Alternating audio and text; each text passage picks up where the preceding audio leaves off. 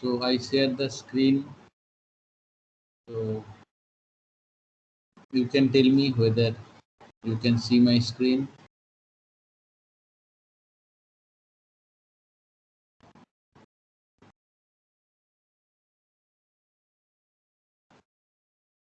Okay, fine. Thank you. Thank you. So let's start. So last class, what I discussed in detail that about the frequency response, and if you have transfer function, how you can get frequency response. Reversely, if you don't have transfer function from frequency response, how you can generate or know the transfer function. So now last class I was telling that now we have error analysis remaining for this chapter 2 to end. So we will go with the error analysis today. Let's start it now. So now let's try to think what is the meaning of error. So let's first try to listen me, then I'll read the slides and all. So what is the meaning of the error? So suppose you want to measure some measurement. That measurement has some value which we may know, may not know. Okay. So that value is called the true value. So what I am saying? I am saying the true value. What is true value? The value of the measurement when it is measured by exemplar method. That means state of art method, or by some hypothetical method which is assumed to have 100% accuracy, or some exemplar method means that the method everybody agreed that if we measure by that way, the error will be very small, or the measurement will be sufficiently accurate. So that is the true value. So true value, first we define the true value. So what is true value? True value is the value of the measurement when it is measured by exemplar method. That means state of art method, means that the method agreed by the expert as being sufficient accuracy. So now, so this is called the true value AT. Now the measured value is, suppose we measured with some instrument which is not state of art, because it is not possible to measure state of art always, and it is very rarely we measure something with state of art. So we call AM is the measured value of the quantity with our instrument. So the error, or more frequently we call it as a static error, which will be AM minus AT. That means the measured value of the quantity minus the true value of the quantity. And that is called the error or static error. Sometimes it is also called the absolute static error. We neglect the sign. So we do the mod of AM minus AT, that means measured value minus the true value, and we call that is the absolute static error, because the magnitude is not important for the error, the amplitude is the most important. Now, for an instrument engineer, the static error, or delta A, which is defined as the measured quantity minus the true value, does not indicate the accuracy of the measurement precisely. For example, if we assume that our static error is, say, we have an instrument, say we want to measure 1000 ampere, and we have plus minus 2 ampere, which is static error.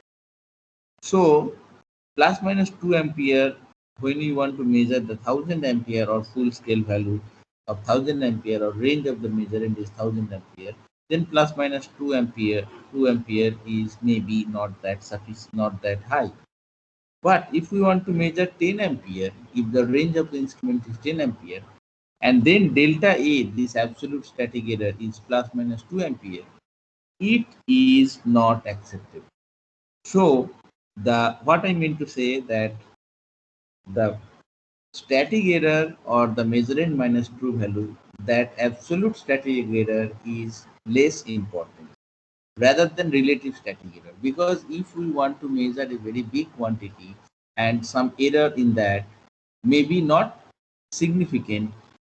For example, if we want to measure 1000 ampere and the error in that, say 2 ampere plus minus, is not that significant. But if we have a range of our instrument is 10 ampere and we have error plus minus 10, that is more significant. So the static error which we define is not carrying much meaning, rather than if we define the relative static error, that will be meaningful. What is relative static error? That is the absolute error divided by the true value. So absolute error divided by the true value. That means we are making the ratio. Sometimes we represent it as a percentage of static error, which we define as the percentage of ER equals to ER into 100. So relative error. So what we define? First we define the error, which is pretty easy. We say that the true value, which is the values of the measuring when you measure it in the exemplar way or state of art way, and the measured value when we measure the variable with some instrument, our instrument, that we call the measured value, and the static error is the measured value minus the true value. And if we subtract these two, we will get the static error. So when we get the static error, that is called the delta A, and it is important, but it may not be that much important because there is no ratio in it. For example, I gave that if we want to measure 1000 ampere and we get the static error is 2 ampere plus minus, which is not much significant. But if you want to measure 10 ampere and we have a static error plus minus 2 ampere, it is much significant. So relative error is more significant than the static error. So relative static error we define as the absolute error divided by the true value. So that means delta A, if it is the absolute error divided by the true value, AT, that is the relative error. And sometimes we represent E as a relative percentage error, that is the relative error multiplied by 100. So that we call the relative percentage error. This is more important because in this case we know that how much error is occurring when we want to measure some true value of some particular number. So if true value is high and the error ratio is less, so then the instrument is more accurate than some error which is high compared to the true value. So that I mean to say. So now, so we defined error. It is very important. There are many other different types of error. For example, many times we do the square of the error because, as I say, that the sign or plus or minus may not be that important. Rather, the square is important because the magnitude is important. Then sometimes we take mod, sometimes we square it. Sometimes we do root mean square error over the repeat. So those things are there. But for the time being, don't go to this. Just try to remember what is the true value, what is the measurement value, what is the static error, what is the absolute static error, and what is the relative static error and percentage of relative static error. Okay. Now let me see if you have any question.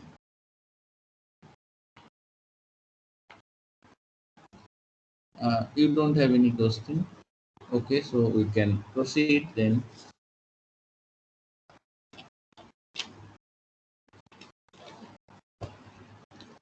Now, in some measurement system, how you can suppose you want to do some experiment or measure some values with some measurement system, and you need to tell that how much is the accuracy of that system. So how you can do it? There is some limiting conditions which describes the accuracy. For example, if you want to measure a distance and if you want to use a scale which has a least count of 0.1 millimeter, so you cannot measure more than 0.1 millimeter accuracy. That is somehow instrumental limitation. And if you want to measure some parameters where you need to measure two different quantity and add them or multiply them or subtract them, then based on that formula and the least count of the individual measurement, you can easily determine what the exact value of percentage error or the error maximum error can come. That is very important when you describe some experiment. So sometimes in lab also, now lab is closed. Control and instrument is a lab, which is a very good lab.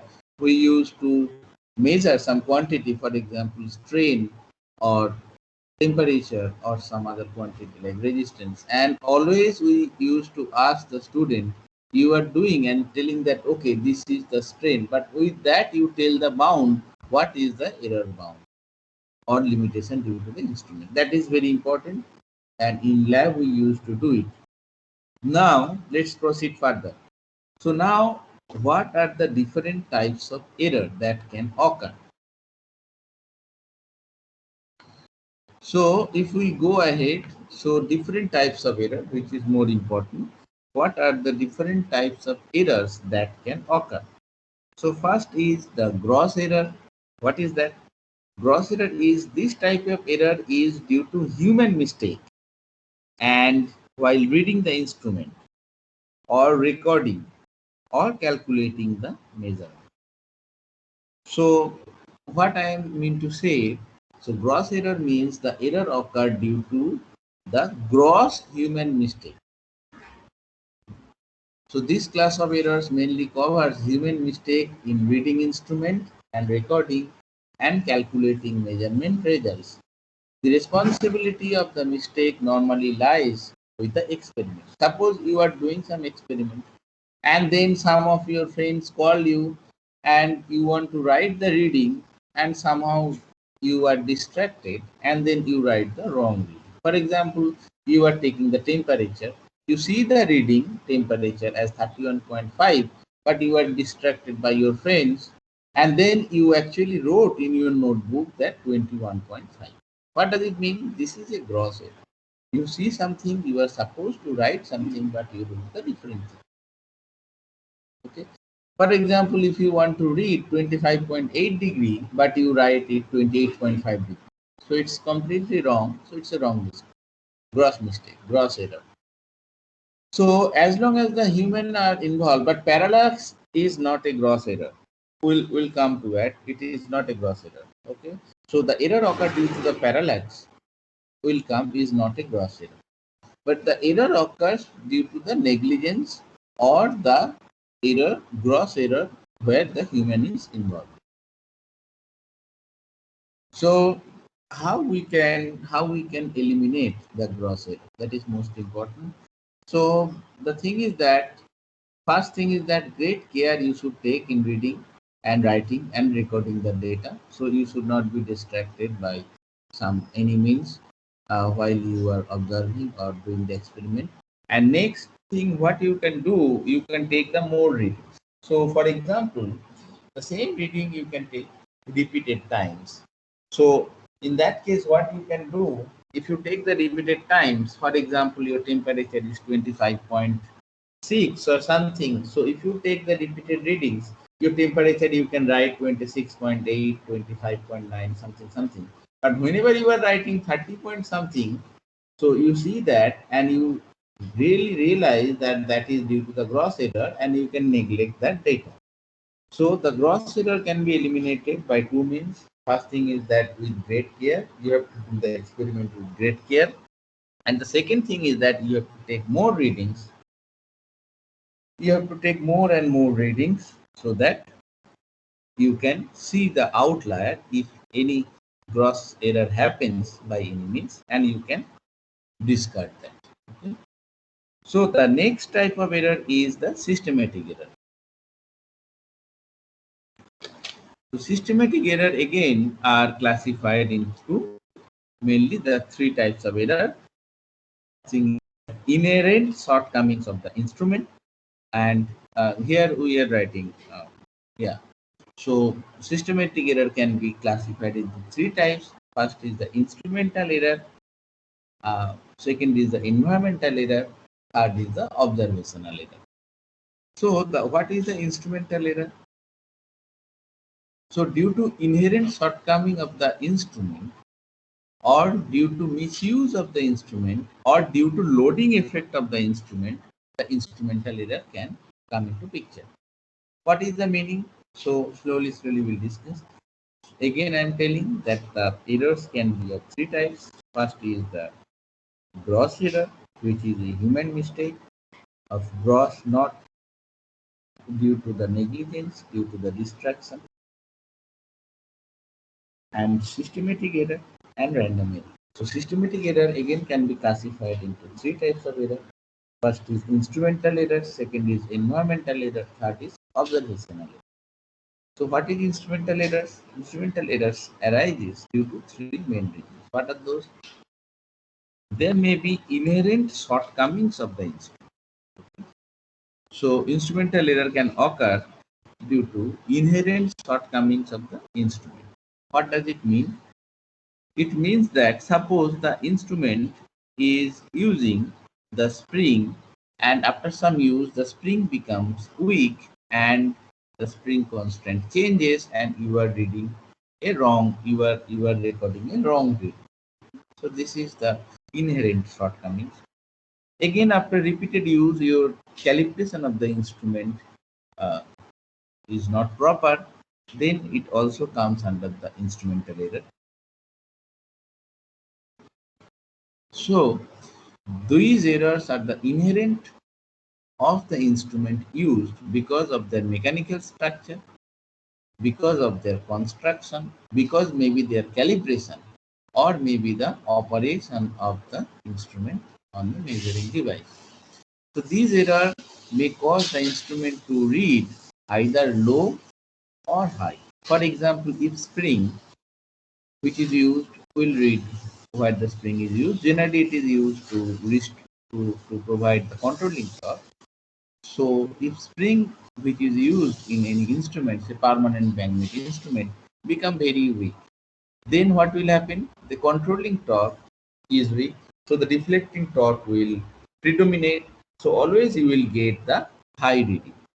So suppose you use some spring, after repeated use it become loose and you keep on getting the high reading, which is the erroneous reading. While making the precision measurement, we must recognize the possibility of such error, I mean the instrumental error, and it is it is possible to eliminate the instrumental error, or if not completely eliminate, it is possible to reduce the instrumental error. How you can reduce?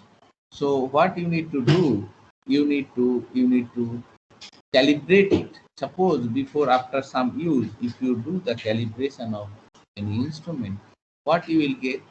So after the calibration, you will come to know whether instrument is proper or it is calibration is wrong. If calibration is wrong, suppose due to weakening of the spring or something, you can do the recalibration. If you do the recalibration, then again it can be used with the accuracy. So calibration is the main thing which I discussed earlier. What is the meaning of calibration? So you need to do the calibration after a few days of use. Next thing is the correction factor. So instrument may go wrong, fine, due to the internal structure and due to the repeated use. But then you can always use a correction factor. Whatever it's wrong, but you use a correction factor. And with that correction factor, you can determine the true, you can determine the measurement more accurately than the earlier condition. So these are the two things you can use. First thing, you can calibrate the instrument, and which is always necessary to do. And you can use the after calibration you can again use. And the next thing is that you can use the correction factor when the instrument is not providing proper reading. You can use the correction factor so that with the wrong reading you use the correction factor and you get the accurate readings. So these are the main things of the instrumental error.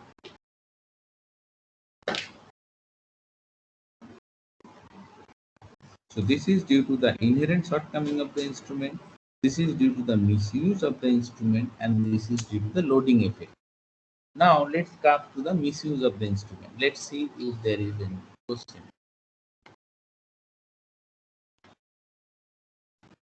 Okay, still there is no question.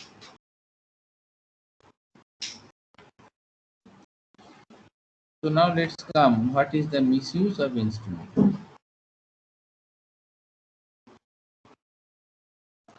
What used to happen that sometimes we don't use the instrument properly. For example, I am giving one example.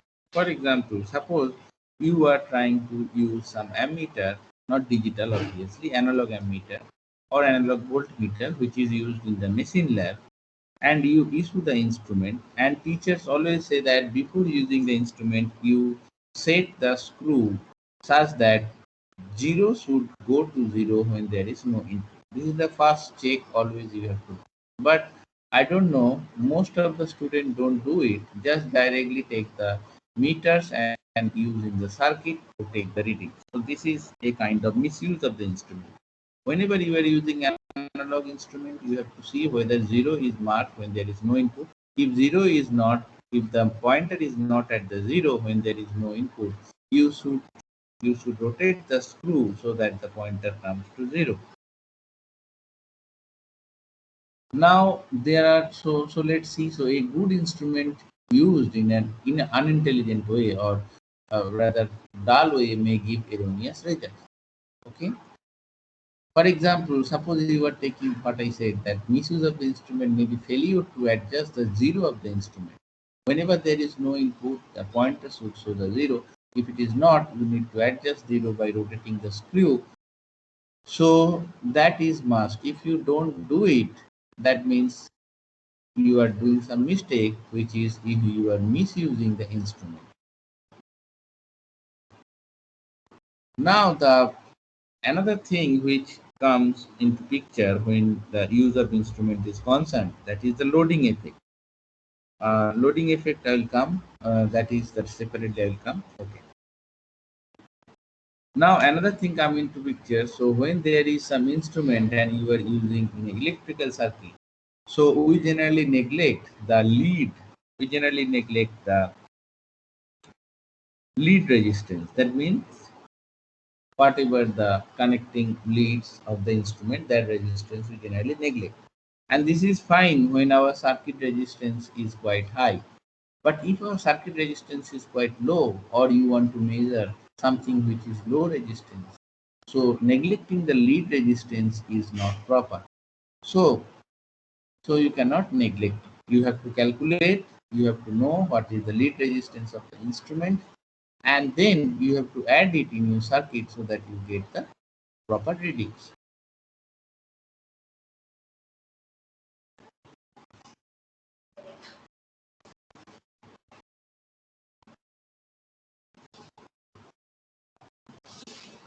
Now next come to the loading effect. So this is the most common errors committed by the beginners. So loading effect, what is the meaning? So see, you have an instrument and always the instrument will give the proper result. For example, I am giving some example. Suppose you are using some voltmeter. Okay, so we know that always that voltmeter should be connected with the circuit in parallel, and voltmeter resistance is very high so that no current will pass through that, and voltmeter will be the open circuit and it will give the voltage. Now suppose whatever high it may be, it has some resistance, and due to that some current definitely will pass and the overall resistance will change. So so we need to consider that, or we need to at least think that what is the resistance of the voltmeter and what is the circuit resistance and how it is comparable or not. So whenever we put some instrument, we never consider the loading effect, which is not good. Always you have to consider the loading effect. And if you don't consider the loading effect, maybe you are unaware of it and you are committed some error. And this error is very common for the beginners who have started to use the instrument, and it is due to the improper instrument of the measuring work, which is the loading effect. For example, say a instrument you take, it is well calibrated and it is a voltmeter, may give a misleading voltage reading when connected across a high resistance circuit. So if you connect across a high resistance circuit, the voltmeter resistance, which is also high, become comparable. Then it cannot give the proper reading. So this is due to the loading effect. The voltmeter, when it's connected across the low resistance circuit, it it will give a proper reading because the voltmeter resistance is high and it is comparably very high compared to the low resistance circuit. So these examples are the effect of loading. So you always need to consider the loading effect before measurement and before measurement, and if you consider the loading effect and ensure that the loading effect is minimum, then you will get the considerably more accurate reading and error will be less. Okay, let's see in very in detail we are going. No question. Okay. Next come to the environmental error. So if the environmental error is due to the environmental conditions, so it is due to the environmental condition, and these errors are due to the environmental condition. Maybe the effect of temperature, pressure, humidity, dust, vibration, stray magnetic field, or stray electric field, like that. For example, I give some example. Suppose you are doing some vibration measurement in an in a building. Generally, vibration measurement instruments are mounted in the ground floor of the building. Suppose you are doing some vibration measurement, and there is a rail track near your building. Okay. And then whenever you are doing a vibration measurement, sometimes the rail passed nearby, and then all the measurements, whatever you are doing, is get shattered, and you get very wrong measurement. So this is a classical example of a vibrational environmental error. So due to the environmental condition, you may not get the proper reading. Another example I am trying to. Suppose you are trying to measure some electric field or voltage, whatever, which is quite low, and in the order of millivolt or something, even less. So and you know there are power lines everywhere, and which has a 50 hertz frequency, and these power lines induces voltage to all our devices. So whenever you want to measure with a CRO or DSO or whatever, so these things come into picture when your measurement of voltage is very low, and it affects. So we call it noise. So this is the environment condition. So if you have the not proper environment condition, it may affect your measurement and your measurement become erroneous. So let's see. So these errors are due to the conditions of the external environment. Measuring device, including condition in the area surrounding the environment or surrounding the instrument. So this may be the effect of temperature, or maybe pressure, humidity, dust, vibration, or of external magnetic or electrostatic field. The corrective measures employed to eliminate or to reduce these undesirable effects are: we need to arrange the corrective measures so that the environmental conditions are nullified and we get the proper readings of the measurement. For example, if you have the stray magnetic field or electric field, you need to have shielding of such fields so that the outside electric field or magnetic field cannot enter into the measurement system. Now you need to avoid the equipment whenever such hazardous environment conditions are present, which may affect the measurement and you may get the error. Or you need to make such arrangement that you have you have wiped out all the environmental conditions. For example, arrangements are to be made to keep the conditions as nearly as constant as possible. For example, temperature can be kept constant. For example, you see that whenever we use the thermocouple to measure the temperature, so generally one end of the thermocouple goes into the measure end, another end keep into the environment. But we know that environment condition may change, and then which may lead to the wrong measurement. So what we generally do, we use to keep that another end in some enclosed chamber and where the temperature is kept at a fixed point by using temperature controller, so that the environmental temperature change has no effect on the measurement and error becomes very less. So using equipment which is immune to those effects, we can use the equipment which is immune to those effects. That is ideal if we have the equipment which is immune to the environmental effect. That is ideal. So we used to take this, and if we don't have, then we need to make some arrangements which can eliminate all the changes of the environmental condition.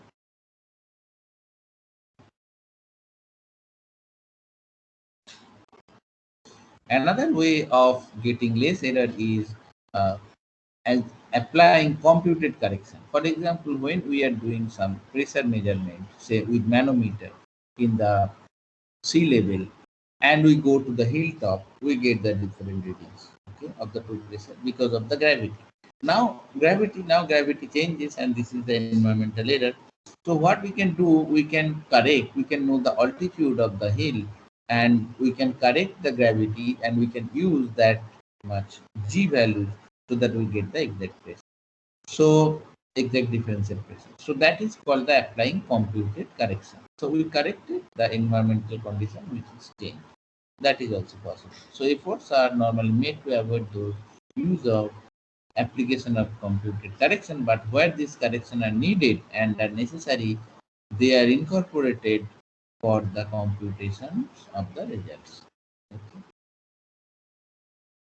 So this is all about the environmental error. Now let's see. Most probably you don't have any query. Okay. So now, so another types of error that may come, which is the observational error. So we know that when this is the common thing is taught in class 12 while you are taking the readings, that whenever you want to take the readings, you cannot observe the reading too far of the left, you cannot observe the reading too far of the right. If you do so, you are doing the mistake. So these mistakes are known as the observational error. So if you are, and is well known as the parallax error. So when you want to take the readings, you need to come and watch the reading just perpendicular to the pointer so that you get the exact reading. Right? So if you don't do, you will get the wrong reading. So this type of error is called the parallax error, and parallax error should be minimized while you take the readings. All of us know it. Now the last type of error, which is also very important, very important, and cannot almost be eliminated, which is called the random error.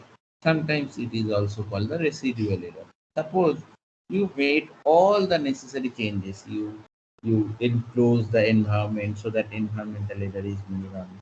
You do the calibration so that effect error due to the calibration is minimum. You all the measure the lead resistance and all, and you use the instrument so that the loading effect is not predominate. You are taking the readings with the great care. There is no gross error.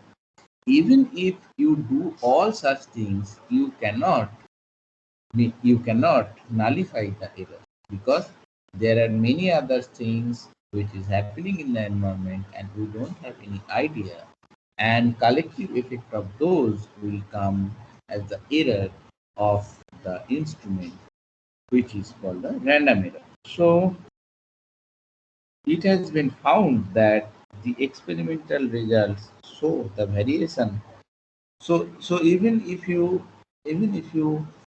do all such things, you take the great care, you eliminate all the environmental things, you do all the calibration, you do all the zero adjustment, you do all the calculate all the loading effect, and nullify all the environmental errors. Still, if you take the readings, you will get some readings.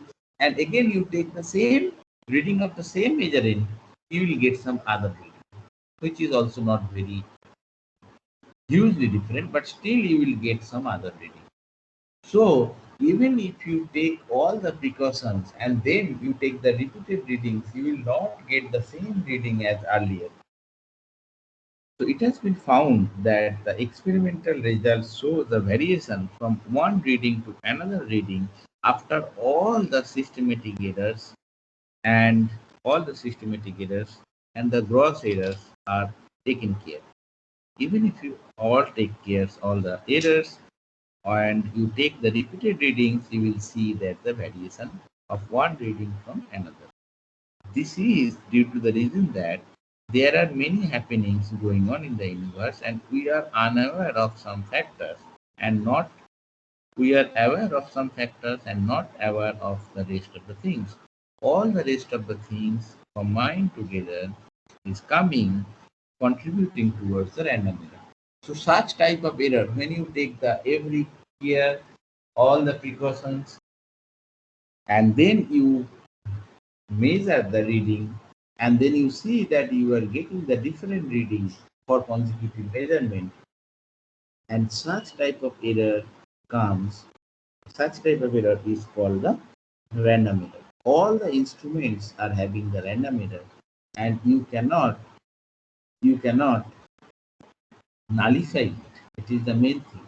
So all the instruments have the random error. You cannot nullify it. Although you can minimize it, you can make the random error amplitude less, but you cannot nullify it. So this type of error is called the random error. So again, I am telling what is random error. Random error is the error when you take care all the gross errors, systematic errors. Still, you take the two readings and two consecutive readings will show the different values, and this is called the random error. And random error occurs because we take care of the environmental conditions and all such things, systematic things, but still there are many other things whose effect we don't know, or even we could not take care, and all those things combined together contributed towards the random error. Now the point is, I am saying that uh, all the instrument will be having the random error. It is true that all the instrument will be having random error, but then we we need to live with that error.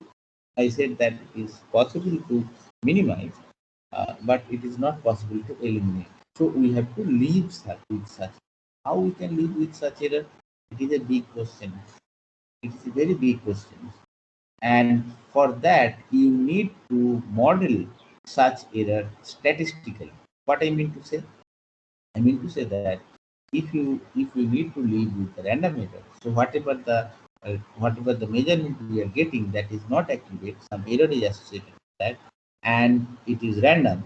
That means sometimes you take the error, it will come some values. Next time you take, it will come another value. Sometimes it may come positive, sometimes it may come negative. So we need to live with those types of error, random error. How? Only way we can do, we need to model such error with statistics. We need some statistical modeling of such error. And every instrument, whatever is built, is required to model statistically to know the error of it. This is very, very important. Sometimes it comes with the manual or data sheet. Sometimes it does not come. But it is very important. If you don't consider those errors, you in the for advanced studies and for advanced system design, you will not achieve the desired accuracy. This is true. So, if you see any book of the signal processing nowadays, you will see the statistical signal processing, which is mainly one of the most of the part is generally how to model a random error of any measurement system and how to nullify those random errors. That comes under statistical signal processing, and it is a very important and advanced topic. A few of those I want to tell you. So suppose try to listen it properly. You will not see it in book properly. So suppose you want to model. Okay, before that, let me see if there is any question. Okay, still there is no question. Okay, then let's proceed. So, suppose if you want to model the random error, how you can model it? Suppose you have, so initially when you are experimenting with the sensor or the measurement system, you need to know the random error. So for that, you need to know the truth value. And once you know the random error, you can characterize the system that it is consisting of this random error, and you work the system or the sensor with this error associated with. So when you want to characterize the error, this is a very important question, and many times in field engineers used to ask us that, sir, how we can characterize such random error? So for that, you need to know the truth value. Suppose you have some other way of measurement, which is the state of art and which will give you the truth value. And then you measure the same quantity with your developed sensor, you get the measured value, and you subtract these two, you will get the error. Now you do these things repeatedly for various measuring. I repeat, you do this experiment many times, thousands of times, millions of times for different measuring. So what you will get, you will, and you subtract from the measuring. So you get the error. So from there, say you do the experiment for 1,000 times, you get the error, thousand numbers of errors. Now you try to see these errors, what the statistical distribution these error follows. For example, very simple, you can just try to guess. For example, you get the 1,000 error value and you plot the histogram. So that may give you some idea that what the density function, more specifically probability density function, these error points are showing.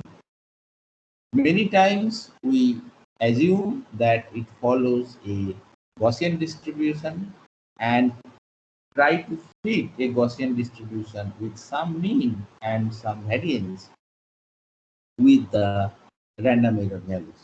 And many times it is successful, we can fit successfully the Gaussian distribution. And then what we say that, okay, we have designed this instrument and this instrument can measure these parameters with the random error of having these means and these values. So that means this system, this measurement system has the random error which follows the Gaussian distribution. Sometimes the random errors, it does not follow the Gaussian distribution. So we generally use to characterize that which distribution it follows. Sometimes it has a heavy tail, it can follow the student-tree distribution, sometimes other distribution. Whatever be the case, whenever you design some instrument, you need to take that instrument and you need to tell the user that this instrument is designed and this is this range, this is this precision, everything. And apart from that, you need to tell the user this instrument is having the random error which follows this distribution with this parameter. If you don't say this, it is very difficult for a user to use the instrument in some advanced application. For example, I am giving the example of some advanced application.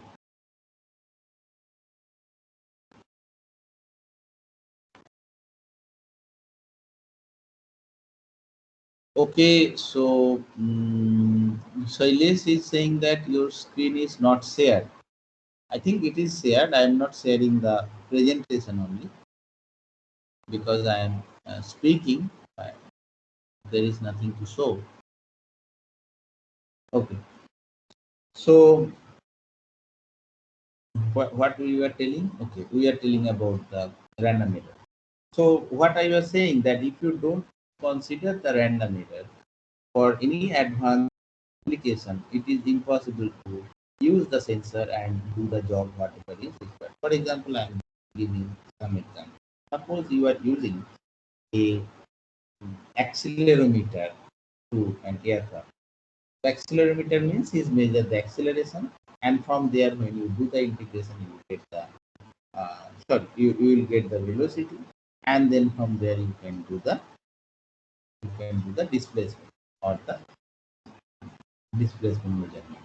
So this accelerometer sensor, whatever is used in aircraft, it have some random error.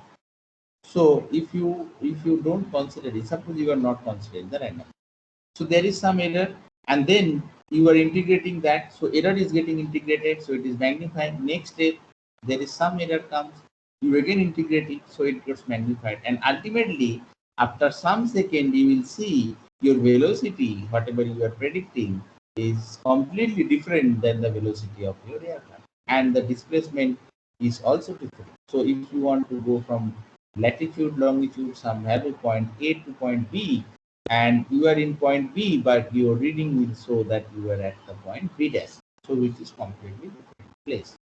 So if you don't consider the random error which comes into picture with the association of the measurement system in advanced application, you will be misled, completely misled, and your measurement system will be of no use.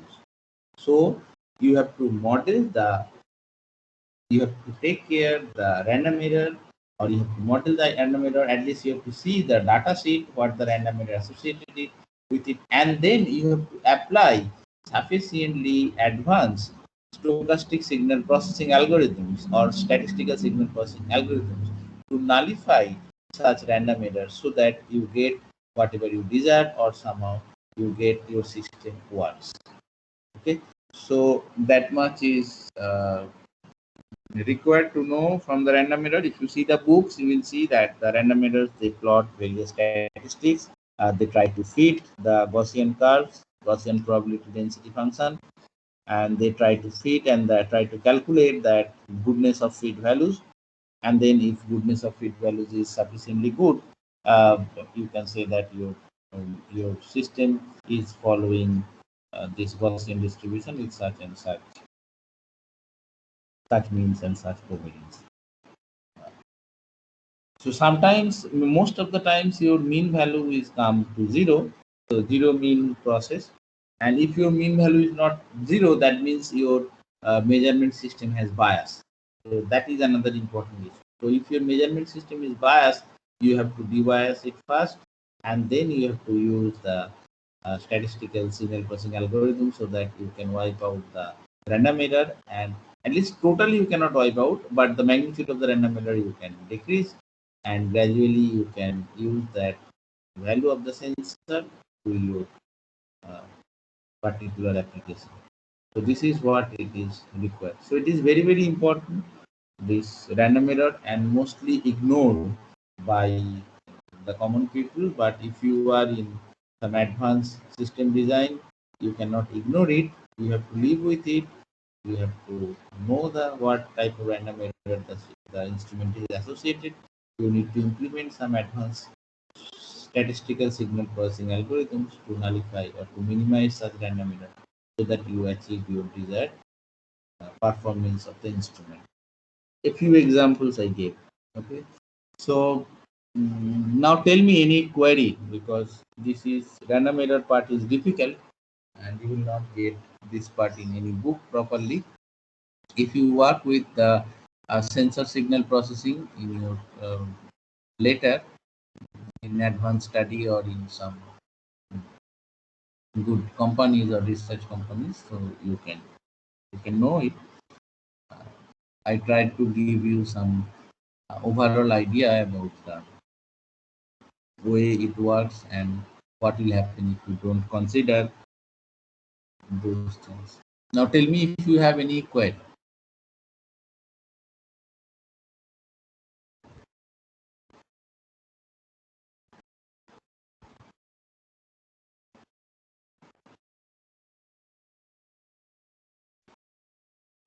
Okay, so if you don't have any query, then we end this chapter here, chapter 2, which was a very long chapter. So we read different type of instruments and what are their static characteristics, how we can characterize an instrument, what is the dynamic characteristics, how we can choose an instrument, like by seeing the static characteristics, when we want to measure the time varying input, how we choose a instrument, what to see in dynamic characteristics, and then what are the different types of errors. We can see how it can be minimized, particularly the random error, which is most important. And also we see the frequency response, which is also very important for some dynamic system, how we can know the output when an input is given from the frequency response, how we can know the input from the output we see, and if I don't know the system, how we can determine the transfer function of the system by seeing the frequency response. So these are the all things we discuss in chapter 2. It is a quite long chapter. Now it is good that we are ending this chapter, and the next class we will go for the next chapter, chapter 3, which is analog meters. So before that, I need a break, 5 to 7 minute break. So after 6 7 minutes, I will be back and we will take another class. Okay. Thank you. So you can stay, you can drop and then again log in, whatever you like. So just I'll be back after 5 6 minutes. Thank you.